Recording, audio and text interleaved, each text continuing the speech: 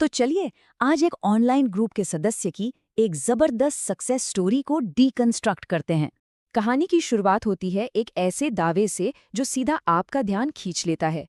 मेरी 9 दिसंबर की सैलरी कम से कम $20,000 होगी। मतलब ये एक लाइन ही काफी है आपको बांधने के लिए। ये तुरंत बता देती है कि दाव पर क्या लगा है और किस नतीजे का वादा किया जा रहा है। तो ठीक है, हर कहानी की तरह इसकी भी एक शुरुआत है। इस कहानी के जो हीरो हैं, उनका नाम है गैरी।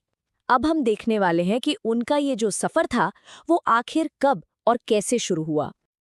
अब जरा इस टाइमलाइन पर नजर डालिए। कितनी तेजी से ये सफर आगे बढ़ा है। दिसंबर 2024 में सिर्फ साइन अप करने से लेकर आज आर्थिक स्वतंत्रता पाने तक का दावा। मतलब ये टाइमलाइन देखकर ही लगता है कि तरक्की कितनी तेजी से हुई है। और जानते हैं कहानी की शुरुआत कहाँ से होती है? एक बहुत ही मामूली रकम से। गैरी ने अपना पूरा सफर सिर्फ $313 से शुरू किया था। इससे ना एक बात साफ होती है कि बड़े सपनों के लिए हमेशा कोई बहुत बड़ी शुरुआत जरूरी नहीं होती। और यही बात इस कहानी को और ज्यादा भरोसे के लायक बनाती है। और इतना ही नहीं, कंपनी की तरफ से $15 का एक छोटा सा साइन अप बोनस भी मिला। अब सुनने में तो ये बहुत छोटी सी रकम लगती है ना, लेकिन कहानी के हिसाब से देखें तो ये एक शुरुआती पुश की तरह काम करता है। जैसे सिस्टम खुद कह रहा हो, चलो हम तुम्हारे साथ हैं, शुरुआत करो। और हाँ, शुरुआत में ही एक चैलेंज सामने आ गया, लोगों का इनकार, मतलब रिजेक्शन। लेकिन गैरी का माइंडसेट एकदम क्लियर था। उनका ये जो पक्का इरादा था ना, वो कहानी का एक बहुत जरूरी हिस्सा है। यहीं से हीरो का कैरेक्टर एकदम मजबूत नजर आता है। तो चलिए अब कहानी के उस हिस्से पर आते हैं जहां बात सिर्फ पैसों की नहीं है। बात है उस मेंटल शिफ्ट की, उस मानसिक बदलाव की, जिसे इस कहानी में सफलता का असली राज बताया गया है। यहाँ ना एक बड़ा ही इंटरेस्टिंग मेंटल कॉन्फ्लिक्ट दिखाया गया है। एक तरफ है सर्वाइवल मोड, मतलब बस गुजारा करने वाली सोच, जिसमें अक्सर हम में से कई लोग फंसे रह जाते हैं। और दूसरी तरफ है फाइनेंशियल फ्रीडम जोन, यानी आर्थिक आजादी वाली सोच। तो सवाल ये है कि इन दो सोच के बीच का पुल क्या है? कैसे जाएं सर्वाइवल मोड से फ्रीडम जोन में? कहानी के मुताबिक इसका जवाब कोई कॉम्प्लिकेटेड स्ट्रैटेजी नहीं है, बल्कि एक बहुत ही सीधा साधा कदम है। बस फोन उठाओ और डायल करो। ये बात हमें सिखाती है कि कभी-कभी सबसे बड़े बदलाव एक छोटे से एक डिसाइसिव एक्शन से ही शुरू होते हैं। अब देखिए, हर अच्छी कहानी में हीरो को रास्ता दिखाने के लिए अक्सर एक गाइड, एक मेंटोर होता है ना?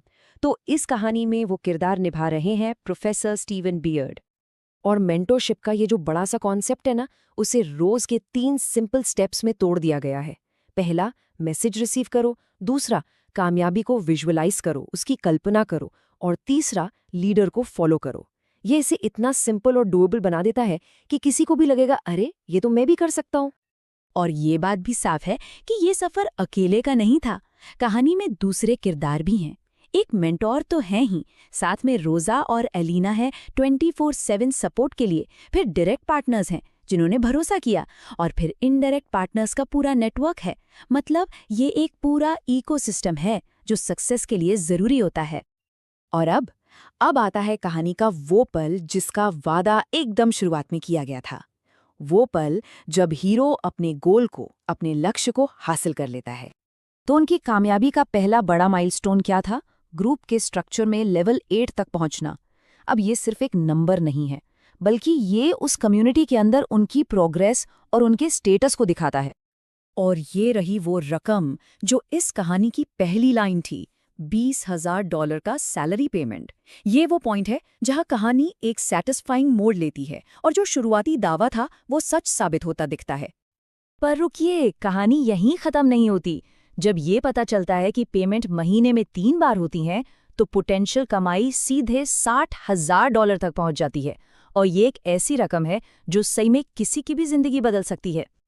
ये एकदम सीधा और साफ बयान उनकी पर्सनल फाइनेंशियल जर्नी का एक तरह से समाधान है, एक कामयाब अंत जहां हीरो अपनी जीत का ऐलान करता है। अब आता है सफर का आखिरी पड़ाव। ये वो स्टेज है जब हीरो अपनी कामयाबी से मिले ज्ञान, यानी उस अमृत को अपनी कम्युनिटी के साथ बांटने के लिए वापस लौटता है। तो गैरी की जो मेन फिलॉसफी है वो क्या है? वो है विन विन विन कॉन्सेप्ट। ये एक ऐसा आइडिया है जो सक्सेस को किसी एक इंसान की जीत नहीं, बल्कि एक ऐसी चीज के तौर पर दिखाता है जिसमें सबका फायदा हो, जो कर रहा है उसका भी, उसके साथियों का भी और प्लेटफॉर्म का भी। तो फिर दूसरों के लिए कामयाबी का ताला खोलने वाली चाबी क्या है? सबसे जरूरी स्किल वो है मास्टर इनवाइटर बनना। ये एक बहुत ही स्पेसिफिक रोल है जिसका पूरा फोकस दूसरों को इस मौके से जोड़ने पर है, ताकि नेटवर्क और बड़ा हो सके। और बस इसी के साथ कहानी का पूरा सर्कल कंप्लीट हो जाता है। जो एक पर्सनल गोल था वो अब दूसरों की मदद करने के एक बड़े मिशन में बदल चुका है। और यही चीज कहानी को एक गहरा मतलब और एक बहुत ही सैटिस्फाइंग एंडिंग देती है। तो ये सब देखने के बाद आखिर में एक सवाल जरूर उठता है, एक सक्सेस स्टोरी को इतना असरदार क्या चीज बनाती है? क्या वो बड़े बड़े नंबर होते हैं, या फिर वो एक इमोशनल जर्नी होती है, या फिर एक ऐसा वादा कि प्लान बहुत सिंपल है जिसे कोई भी कर सकता है? इस पर सोचना वाकई बड़ा दिलचस्प है।